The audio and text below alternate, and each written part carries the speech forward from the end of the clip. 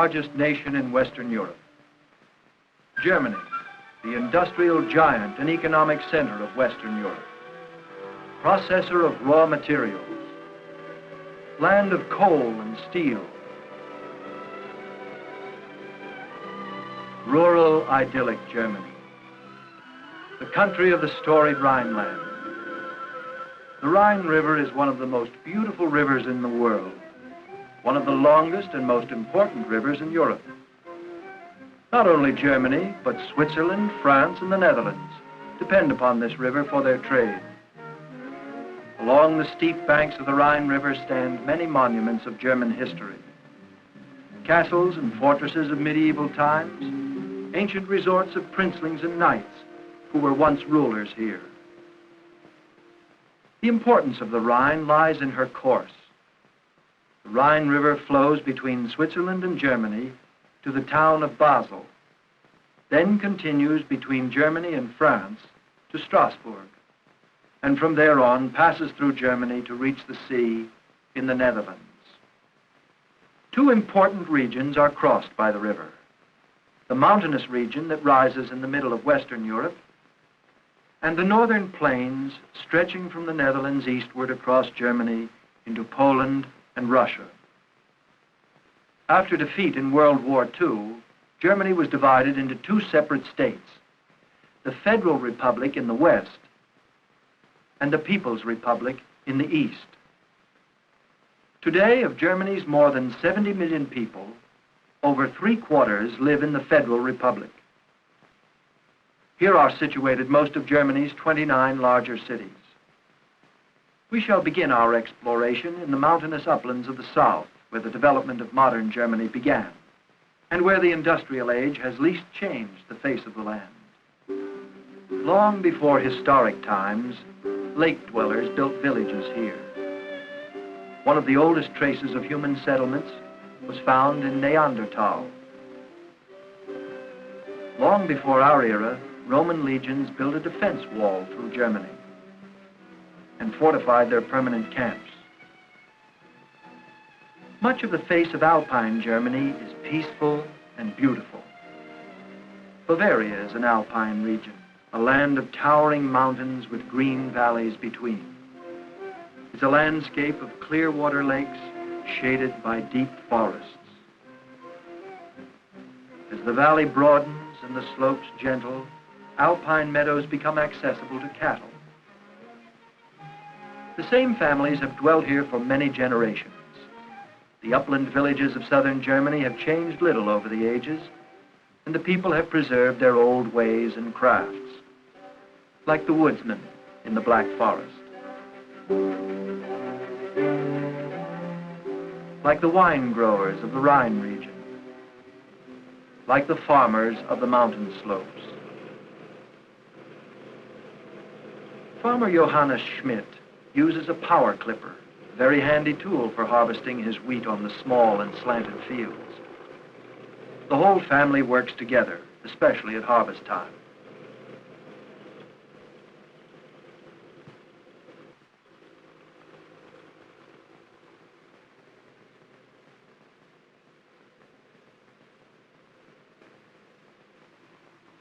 At noon, the men leave the field last.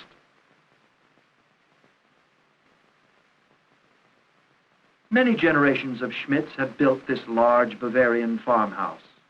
Under the same roof are housed the people, the cattle, and the storage bins.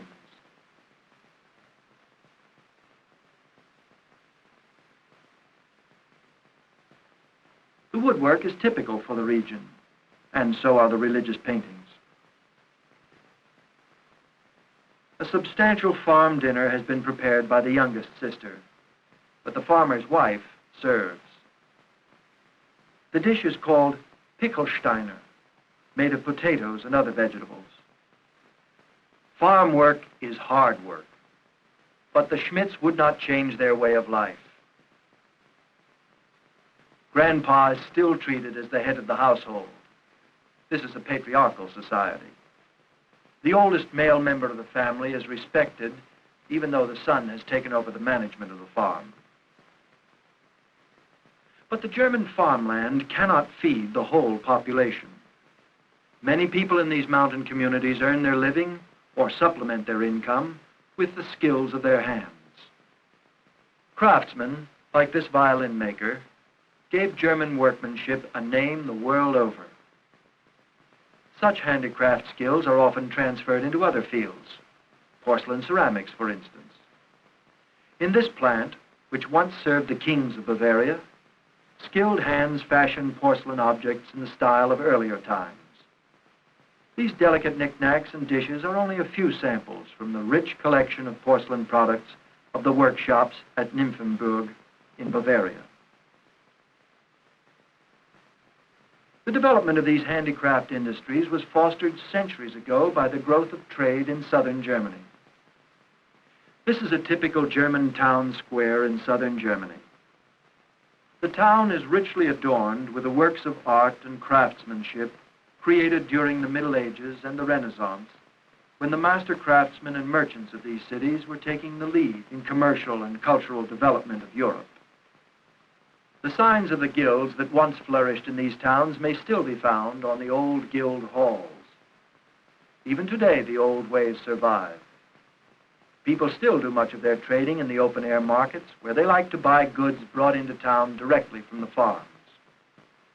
Everywhere in the background are monuments to remind them of the past.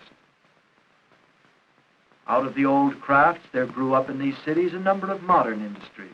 The city of Nuremberg is one of the world centers of the toy industry.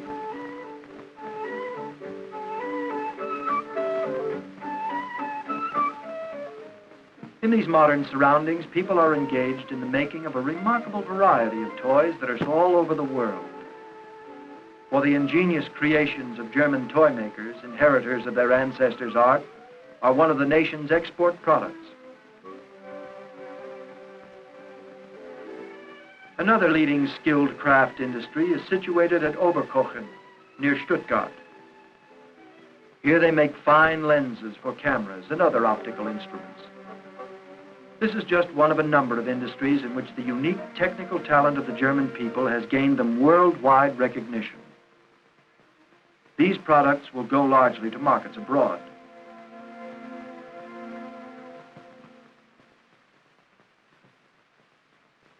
Different in many ways is the part of Western Germany which lies on the plains between the northern cities of Hamburg and Berlin and the industrial Rhineland. This is the richest, most populous, and most productive region of the country. Here on the flat land, farms are larger and efficient machinery can be used. Most of Germany's grains are grown on the northern plains.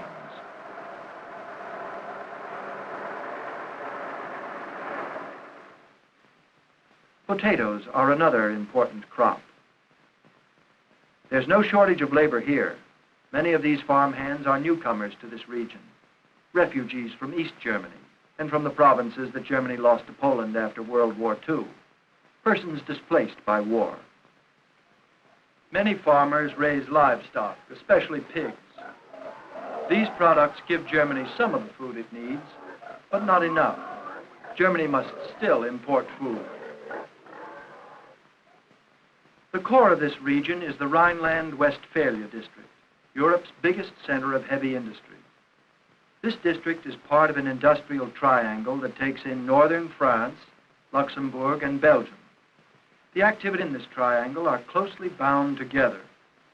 Within it lie extensive deposits of iron ore and coal, the two resources basic to modern industry. These resources supply the mills and foundries of the four countries for the making of steel and metal products, machinery, and tools. The most important part of this industrial triangle is situated in the Rhineland-Westphalia district of Germany. Here lies the famous Ruhr Valley, with the most important centers of heavy industry.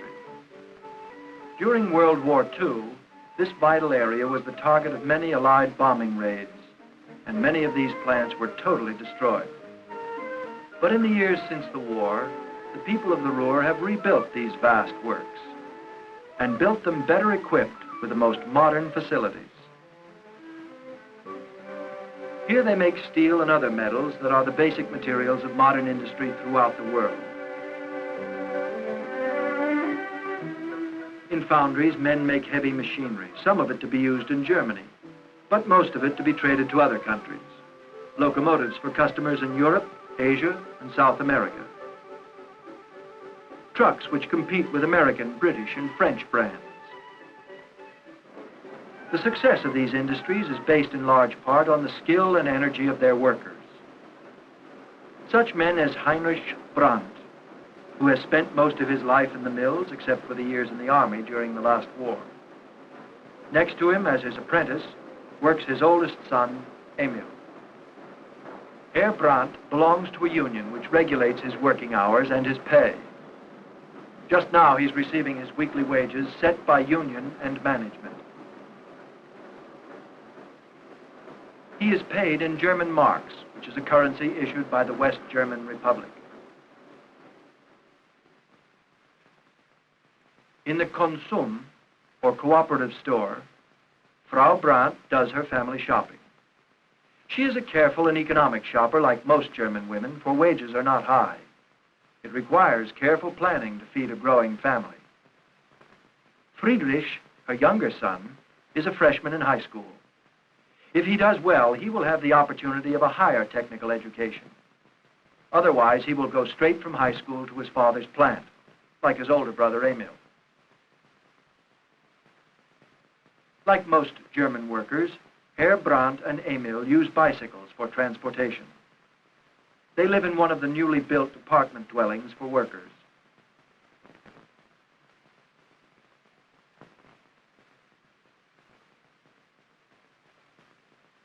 Their small apartment is rather simply furnished, but the Brandts are a contented family. Life for them has grown steadily better over the years since the war. While Frau Brandt and her daughters prepare dinner, the men take time to listen to the popular Fußball, a game similar to soccer. The bleachers are crowded when the local team meets its adversary from the nearby city.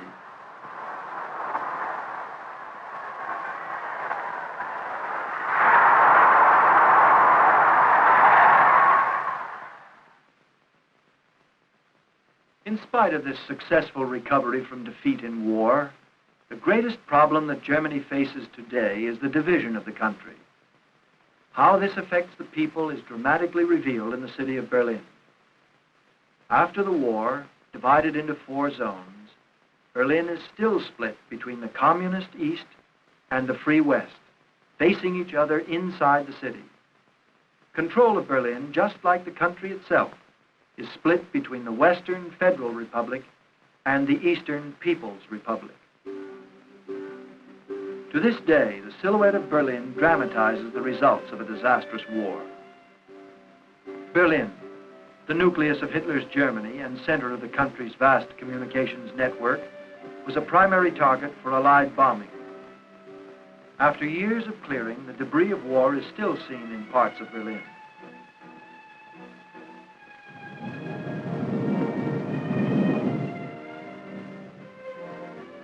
But the diligence of the German people in the Western Zone has speeded the rebuilding of the city. New houses have sprung up and new working places to replace the destroyed. For despite the division of the city, many industries in the Western sector operate successfully. War is difficult to forget in Berlin. The barrier that divides the city is a constant reminder of defeat. The Eastern, communist-controlled sector, with its red flags, armed guards, and foreign signs and barbed wire, is a constant reminder to the German people that they are a conquered nation.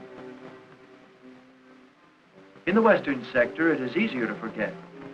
Here, life is more peaceful and prosperous. The reconstructed houses are modern. The streets are crowded with busy people as in any large city. The shops are well stocked and there's money to buy the goods that tempt the eye. There's plenty of electricity to light the neon signs. But the immediate and the long-range problems remain. The farmers all over Germany, the craftsmen in their shops, The miners of the Ruhr and the workers in factories, all Germans, are troubled by the division of their country. They also face the problem of an industrious and industrial nation which must produce in order to live, and must learn to get along with its neighbors and with the people far beyond their borders who buy their goods, and whose friendship they need in order to prosper.